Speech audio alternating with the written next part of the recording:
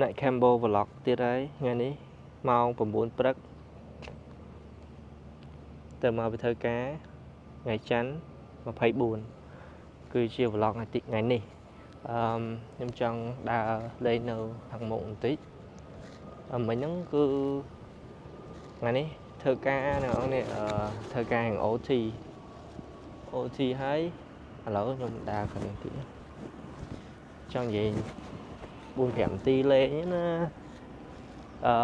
ខ្ញុំចង់និយាយថាថ្ងៃនេះខ្ញុំធ្វើការគឺខ្ញុំ OT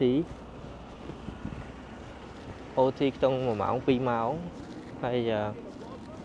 Yeah I do vlog brother What's up guys Welcome to Night Cambo vlog Night Cambo vlog you Yeah. gonna be famous I'm not yet but I try so I'm a fan of Isospeed and Kaisenet oh for real Yeah oh you gotta start getting better content bro I know yeah It's interesting stuff bro just getting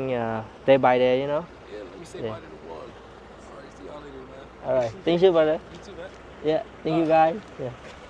ហើយចិត្តទៅអ្នកនរគ្នាមិញគាត់តែឃើញខ្ញុំក៏ចង់និយាយទៅនៅអាមេរិកនេះគេចូលចិត្តទៅពេលដែលយើងធ្វើ vlog គឺអ្នកល្បីគឺល្បីខ្លាំងមែនទែន So the guy he just say hi to me because in the United States when you do a vlog or live stream whatever a streamer that is very famous so people can make money and the life so pretty much easy ចឹងខ្ញុំគ្រាន់តែធ្វើ vlog ពីច្រើនអ្នកដែលស្ដាប់ខ្ញុំនោះគឺខ្មែរយើងទេ vlog ហ្នឹងហើយនេះឥឡូវត្រឡប់មកវិញថ្ងៃនេះធ្វើ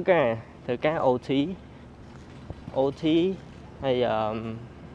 ធម្មតាតែ OT វាលើស 8 ម៉ោង 8 ចូល 9 ម៉ោងជាងនេះចឹងហើយចេញមកពីធ្វើការមកហើយត្រូវសាកថ្ម1ម៉ោងទៀតអញ្ចឹងវាចូលម៉ោង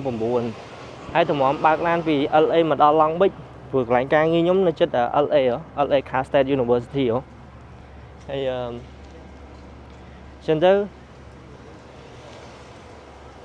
បើកមកដល់ផ្ទះម៉ោង 10 ហ្មង 10 ឥឡូវហ្នឹងមិញតែដាក់ក្តៅអីញ៉ាំចោលបន្តិចដាក់ក្តៅចាស់ហើយ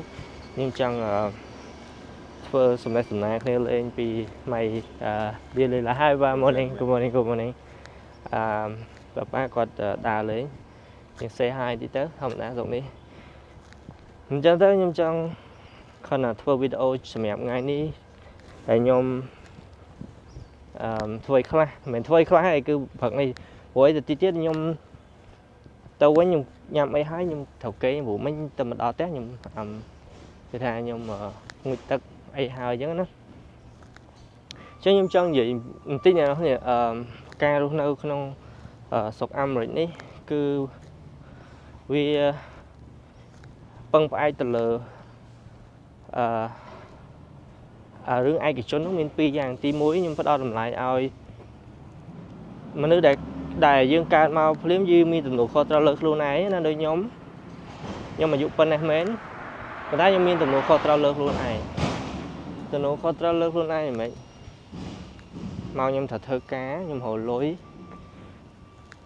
អាហ្នឹងមួយចំណុចហើយចំណុចទី 2 នោះគឺជាជីវិតមួយដែលឯករាជ្យយើងចង់ធ្វើអីក៏បានស្ទើរតែចិត្តយើងចង់ធ្វើការនេះការនោះឲ្យតែយើងពេញចិត្តអានោះចំណុចទី 2 ចឹងនៅក្នុងការរស់នៅនេះវាស្រួលថងប៉ុណ្ណឹងសម្រាប់ខ្ញុំដែលជាកូនខ្មែរមករស់នៅស្រុកគេនេះជាពិសេសនៅក្នុងទីក្រុង Long Beach គឺយើងដឹងស្រាប់ហើយដំបូងយើងពិបាកដែរណាមកនៅ Long Beach ដំបូងព្រោះខ្ញុំមកនៅនេះខ្ញុំអត់មានបងប្អូនទេមិនថាអត់មានទេខ្ញុំអត់មានហ្មងតែបងប្អូនខ្ញុំនៅខាងផ្នែកខាង San Francisco នៅវិញឯងហើយខ្ញុំមកនៅនេះហ្នឹងដោយសារខ្ញុំស្គាល់គេនោះចឹងណាហើយដល់ដូចខ្ញុំថាអញ្ចឹងគ្មានអ្វីខ្លាំងជាងភាពរឹងមាំធម្មតាបើសិនជាអត់ទេដល់យើងមកទៅរស់នៅកន្លែងណាមួយអញ្ចឹងអ្នកនរនេះដំបូងឡើយយើងពិបាកមិនអញ្ចឹងរបៀបរកផ្ទះនៅមិនរបៀបការហៅការងារមិនគឺយើងពិបាកមែនទេមិនអញ្ចឹង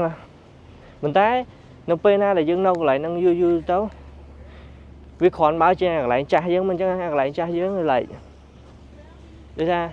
យើងនៅតែប៉ុណ្្នឹងដល់ពេលយើងចេញទៅកន្លែងថ្មីយើងចាប់ផ្ដើមស្គាល់មនុស្សថ្មីរបៀបថ្មីតំណែងថ្មីការងារថ្មីអីថ្មីទៅអាចនឹងខ្លាយឲ្យខ្លួនយើងទៅជាគេថាមនុស្សផ្សេងក៏ថាបានដែរអញ្ចឹងយើងកុំខ្លាចនឹងការដើរទៅកន្លែងមួយទៀតខ្ញុំនិយាយមែនខ្ញុំតាំងពីទូចមកខ្ញុំចេញក្រៅផ្ទះហ្មងនិយាយត្រង់ខ្ញុំអត់មានតែបាននៅក្នុងភូមិខ្ញុំក្នុងស្រុកខ្ញុំទេចេញពីសពនៅបាត់ដំបងចេញបាត់ដំបងមកនៅអូស្ត្រាលីនៅអាមេរិកនៅជាមួយបងប្អូនបន្ទាប់មកចេញពីបងប្អូននៅខាង San Francisco មកនៅ Long Beach ប៉ុន្តែមានអារម្មណ៍ថាជីវិតខ្ញុំគឺសុបាយនិងឯករាជ្យមែនទែន So នេះគឺជា vlog ដែលខ្ញុំនិយាយពីរឿងរ៉ាវខ្ញុំបន្តិចតួចតាក់ទងការរស់នៅស្រុកអាមេរិកថ្ងៃហ្នឹងខ្ញុំផងថ្ងៃហ្នឹងនិយាយទៅខ្ញុំព្យាយាមផុសឲ្យច្រើនអញ្ចឹងអ្នកនរគ្នាកុំភ្លេចជួយ like និង share វីដេអូខ្ញុំផងអ្នក Campbell vlog ហើយplease bye bye